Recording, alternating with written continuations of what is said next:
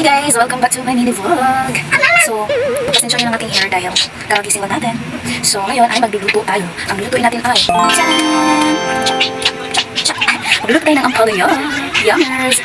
Okay, so let's prepare. Ayay, hugasin, relax ka muna dyan. Ako'y magluluto na dahil ang Inday ay gutom na. Ha? Anong tinatago mo? Ha? Patingin. Oh, sos, nagtatago ka ng cookies ha? Og syempre, kiskisan nato ang ampalaya og tanggalon ang liso, lain pod og dili. Sabi nila kailangan daw tanggalin ang mga puti-puti sa ampalaya para dili daw pait. Tinuod ba mga kainday? Kay sa una dili man ko ingon ana. Kay pagtanggal sa buto diretso hiwa naman. Sa bagay, paiba-iba naman ang maagi sa tawo, di ba? Syempre, idaanan natin sa transition na pamaagi mga kainday dahil pagod na mag-voice over ang Inday nyo. Hoy, meron ka pala nun Inday?